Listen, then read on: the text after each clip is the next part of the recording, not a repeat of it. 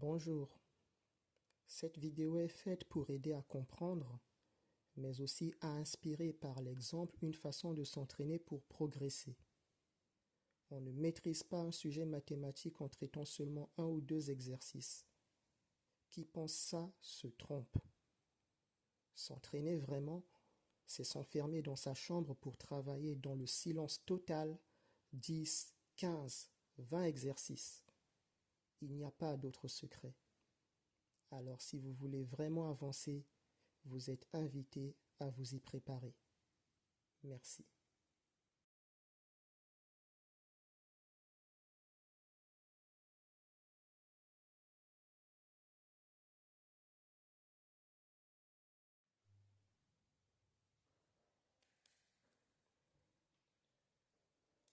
Le M à présent, qui nous demande de faire, on le note donc moins 3 cinquièmes plus 8 moins 4 septièmes et moins 11. Les barres de fraction, comme toujours,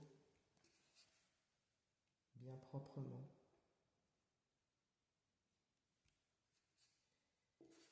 Et c'est parti les amis, c'est à vous de jouer et à tout de suite pour la solution ensemble.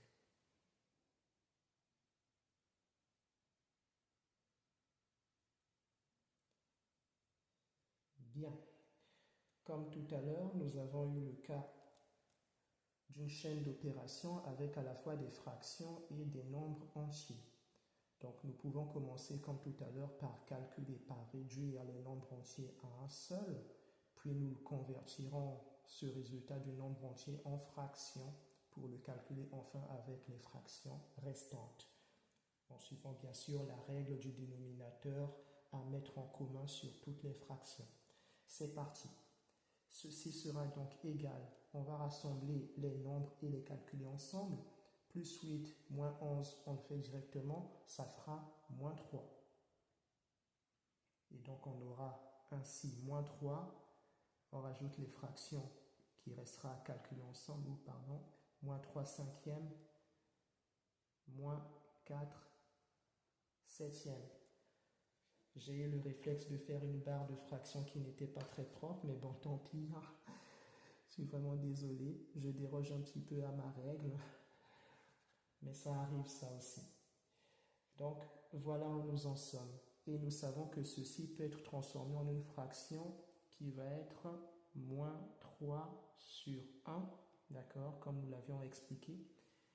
Ensuite, nous avons moins 3 cinquièmes et moins 4 septièmes. À partir de là, nous pouvons faire les transformations nécessaires pour calculer les fractions 2 par 2 notamment. Nous ne pourrons pas toutes les convertir d'un seul coup à un seul dénominateur parce qu'ils sont, nous avons des dénominateurs différents de partout et donc il va être préférable dans un premier temps de convertir peut-être cette fraction-ci, le dénominateur de cette fraction-ci au dénominateur de celle-là ou de celle-ci au dénominateur de celle-là. Mais nous allons les prendre dans l'ordre donc et calculer ces deux premières fractions ensemble pour commencer. Et donc, n'ayant pas le même dénominateur, je rajouterai les barres de fraction tout à l'heure, ne vous inquiétez pas. Donc, n'ayant pas les mêmes dénominateurs, comme nous le savons, nous allons transformer celle-ci en multipliant sans doute le numérateur et le dénominateur par ce qu'il faut, donc par 5, afin que ce dénominateur soit égal enfin à 5. Ceci va nous donner donc que nous ayons moins 3 fois 5 et en dessous 1 fois 5. D'accord? Nous aurons après donc la fraction suivante qui attend d'être calculée et la dernière également. Je mets quand même les barres de fraction dès à présent.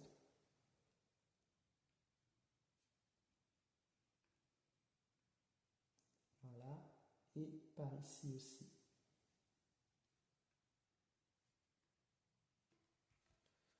Voilà ce que ça donne. Et donc, le calcul de cela va nous donner moins 3 fois 5, ça fait 15. Donc, moins 15 cinquièmes. Nous avons toujours 3 cinquièmes par ici et moins 4 septièmes par là. Voilà. Ces deux premières fractions ont des dénominateurs désormais égaux. Nous pouvons les calculer facilement. Ceci va nous donner donc, les ont le même dénominateur, donc on ne calcule que les numérateurs.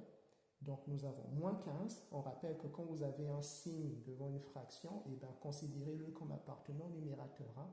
Prenez l'habitude et le réflexe de le voir ainsi.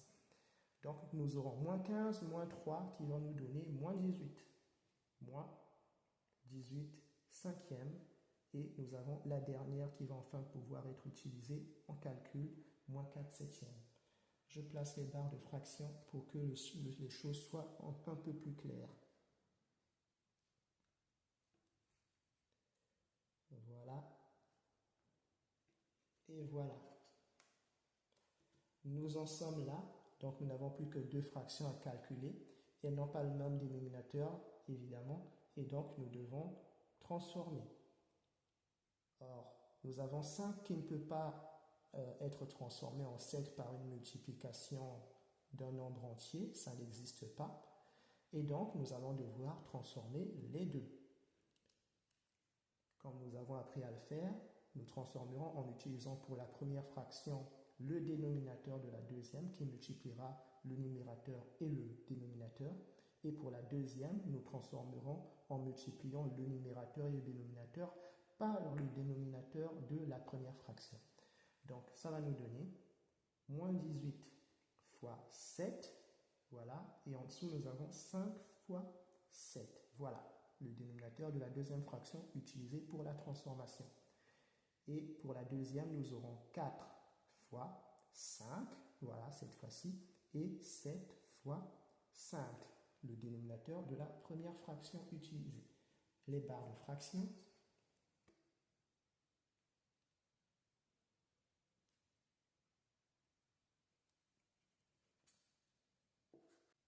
Et à présent, le calcul suivant va nous donner moins 18 fois 7. Nous l'avons fait à la calculatrice. Ça nous donnera moins 126 sur 35 ou 35e. Et par là, 4 fois 5 vont faire 20, 35e. Et voilà. Et enfin, le calcul des deux, moins 126 moins 20, puisque les deux fractions ont désormais le même dénominateur, ça va nous donner moins 146 35e. On peut placer les barres de fraction.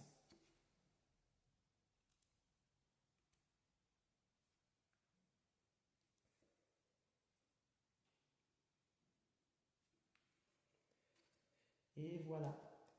Et maintenant, si on se pose la question de la simplification, eh bien,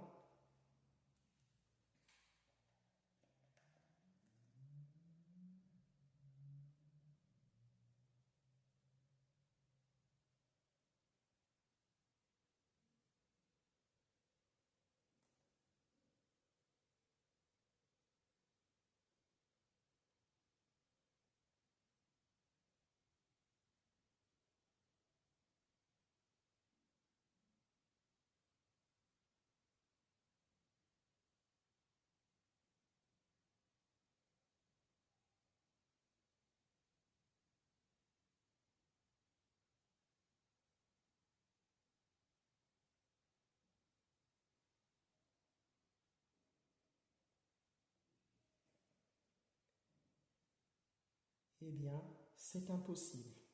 Car si vous décomposez les deux, vous ne trouverez rien à éliminer ni dans la décomposition de 146 ni dans la décomposition de 35 pour simplifier.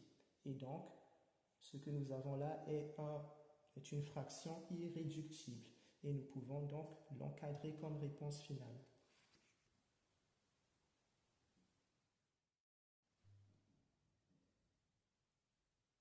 Nous attaquons l'exercice petit n,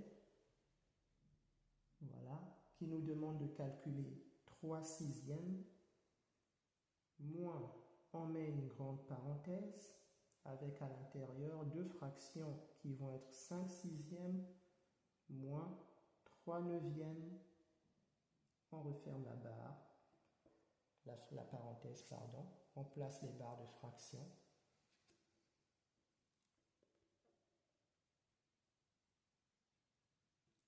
Et voilà notre belle opération à effectuer. C'est à vous les amis, réfléchissez-y et à tout à l'heure pour la solution ensemble, s'il vous plaît.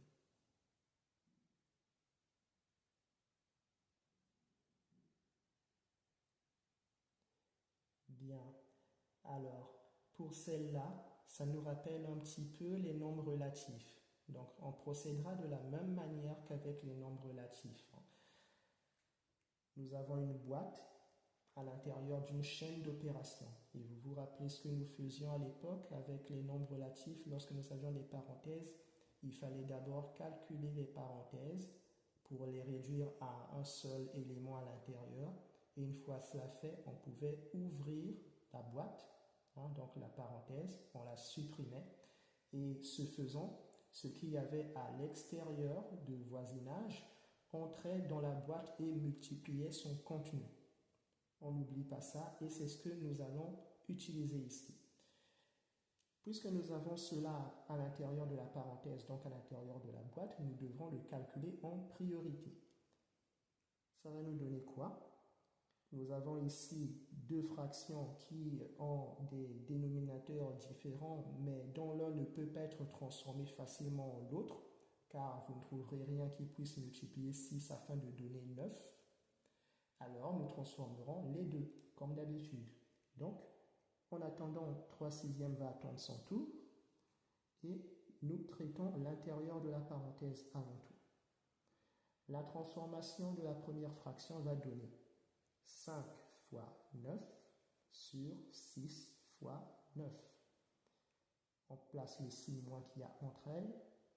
Après, on a 3 fois 6 sur 9 fois 6. On peut fermer la parenthèse. Bon, je vais me permettre de mettre les barres de fraction quand même.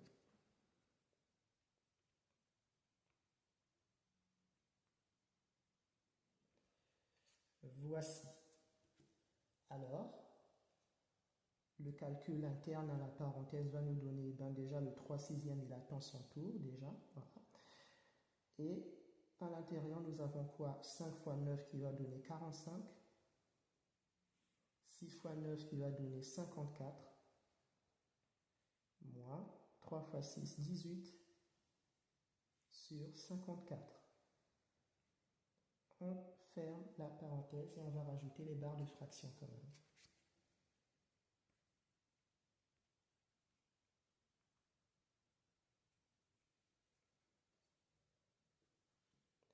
Et là, j'en ai oublié une, pardon, excusez-moi. Voilà. Et donc, le calcul nous donne, ici on a toujours 3/6, et là, à l'intérieur, nous n'aurons plus que 45 moins 18, ça va nous faire 27.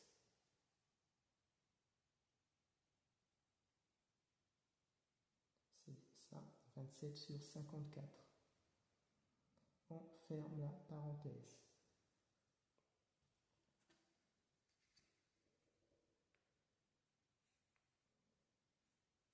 Voilà.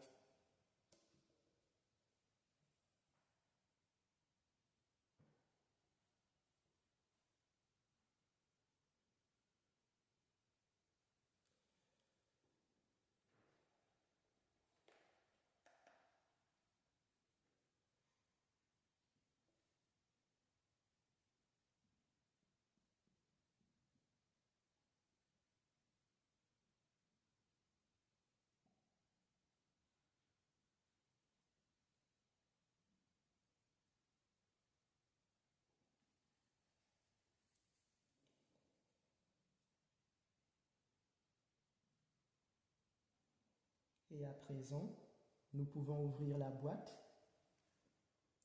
Nous aurons donc 3/6 moins 27 sur 54. Nous pouvons placer les barres de fraction correspondantes.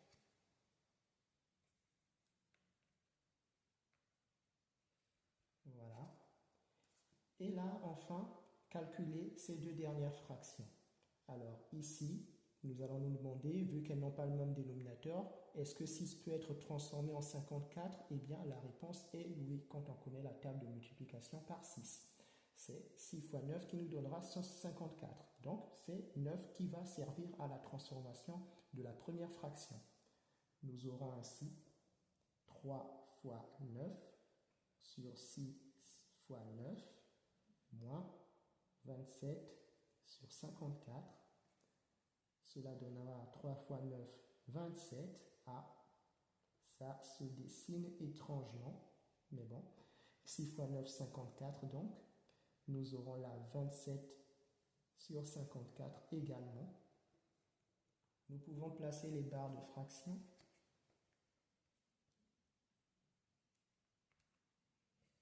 Voilà. Et conclure en faisant cette différence finale, 27 54e moins 27 54e. Vous voyez ce que ça va nous donner? Eh bien, 0. Un cas exceptionnel. Et nous en avons fini, nous ne pourrons plus rien faire avec 0, donc c'est notre solution finale. Voilà, on l'encadre.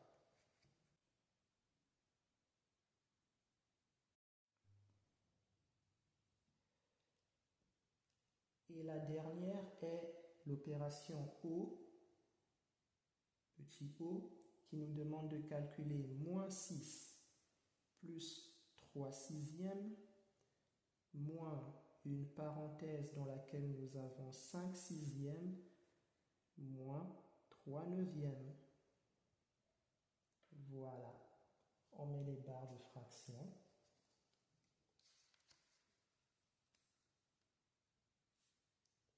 Et c'est à vous les amis.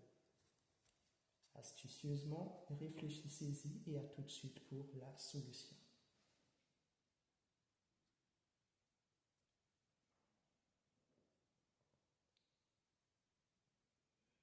Bien. Alors, étant donné que c'est la dernière opération en addition et en soustraction, en chaîne d'opérations en cette matière sur les fractions, je vais vous montrer donc pour ce tout dernier comment nous pourrions tout calculer d'un coup. Enfin, je dis d'un coup, je veux dire nous allons faire toutes les opérations que nous pouvons faire pour gagner du temps. Habituellement, je vous demande de calculer d'abord ce qu'il y a dans la parenthèse. Bien sûr, voilà, c'est pour présenter un résultat structuré quand on est plutôt fébrile ou débutant en la matière, mais ce n'est pas qu'on ne puisse pas faire autrement. On peut en réalité, si on est un peu plus fort, agir sur tous les tableaux. Et donc, c'est ce que je vais me proposer de vous montrer ici pour ce dernier cas. Je veux dire par là que pendant que je pourrais calculer ce qui se passe dans la parenthèse, je pourrais aussi agir en même temps sur ce qui se passe à l'extérieur. D'accord? Plutôt que de laisser cet extérieur attendre son tour, je veux dire, le temps de traiter la parenthèse, je pourrais quand même le traiter en même temps. Donc, je traiterai et l'intérieur de la parenthèse et l'extérieur où nous avons un nombre entier plus une fraction. Allez, c'est parti. Ça va nous donner, par là où nous avons ici un nombre entier et une fraction, comme nous le savons, on peut transformer le nombre entier en fraction, n'est-ce pas? Qui va être donc moins 6 sur 1. Ça devient moins 6 sur 1, et donc nous avons plus la fraction 3 sixièmes. Voilà pour cet extérieur. Et pour l'intérieur, nous traitons les deux en égalisant les deux dénominateurs. On ne peut pas passer de 6 à 9 par la multiplication. Il n'y a rien de nombre entier qui puisse multiplier 6 qui pour nous donner 9. Alors nous allons transformer les deux. Nous transformerons en faisant 5 fois 9, comme on le sait. Nous aurons en dessous 6 fois 9 et à côté moins 3 fois 6 et 9 fois 6. On ferme la parenthèse, les barres de fraction,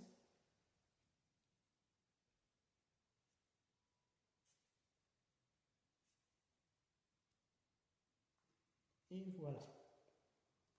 Donc vous remarquez bien qu'on est en train d'évoluer en traitant à la fois l'intérieur et l'extérieur. Ça nous fait gagner du temps et des lignes sur notre présentation. Alors pour l'extérieur, qu'est-ce que nous aurons? Eh bien par ici, nous allons pouvoir transformer celle-là de sorte à lui donner un dénominateur égal à celui d'en face. Ah, j'ai oublié de mettre un signe moins, veuillez m'excuser, là il y a un signe moins juste devant la parenthèse. Voilà, j'espère qu'il est bien visible. Donc on n'oublie pas. Et donc nous transformons celle-ci de sorte à lui donner un dénominateur égal à 6. Nous allons donc multiplier le numérateur et le dénominateur de cette fraction par 6. Ça nous donne donc 6 fois 6 et en dessous 1 fois 6. Plus la fraction à côté ne bouge pas, 3 sixièmes, nous avons un moins et nous nous occupons aussi de ce qu'il y a à l'intérieur de la parenthèse que nous allons commencer à traiter. 5 fois 9 va nous faire 45. En dessous, 6 fois 9 va faire 54. Nous avons moins. 3 fois 6 va faire 18. Et 9 fois 6, 54. On referme. Nous mettons les barres de fraction.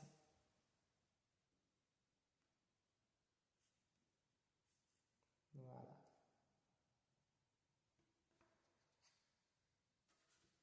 Et donc, nous aurons par ici, ce sera égal à moins 36, puisque 6 fois 6 font 36, donc nous avons moins 36 sur 6, plus 9, excusez-moi, plus 3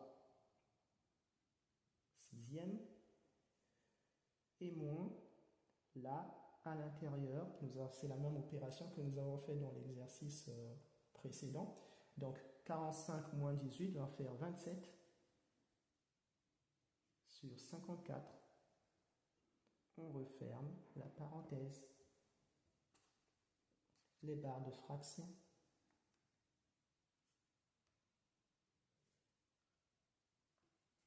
Voici. Et nous pouvons déjà calculer ce qui se passe par ici, en même temps que nous ouvrirons cette boîte. Ça nous donnera quoi?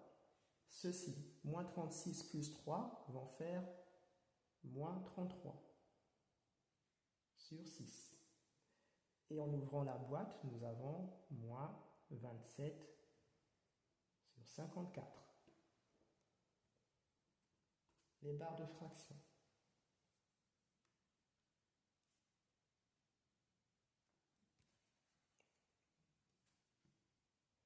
Voici donc.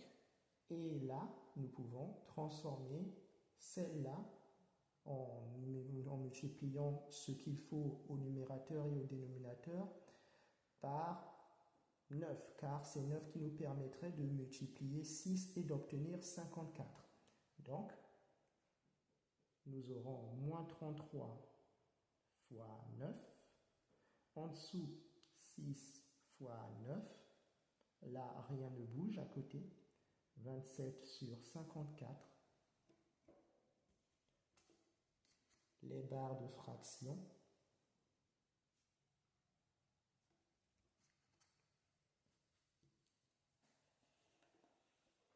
et donc cela va nous donner par ici moins 33 fois 9 vont faire moins 297 sur 54 et là moins 27 sur 54. Très bien. Et enfin, l'ensemble va nous donner moins 297 moins 27 vont faire moins 324 sur 54. Et nous pouvons placer les barres de fraction. Voilà donc pour l'opération, pour le calcul en lui-même. Et là, pour la simplification, on remarquera, après décomposition bien sûr, que moins 324 est égal à 54 fois 6. Je l'ai trouvé à la calculatrice, ou par décomposition évidemment. Donc c'est égal à 54 fois 6. Et en dessous, nous avons également 54. D'accord? Là, j'ai décomposé uniquement le 324. J'aurais pu l'étaler un peu plus, ce 324, mais j'ai préféré faire court. Sinon, ça aurait donné une longue décomposition. Donc, voilà à quoi c'est égal. Et nous remarquons que nous avons un élément identique au numérateur et au dénominateur de cette décomposition. Ils peuvent donc s'en aller. Et ainsi, ne restera plus que quoi?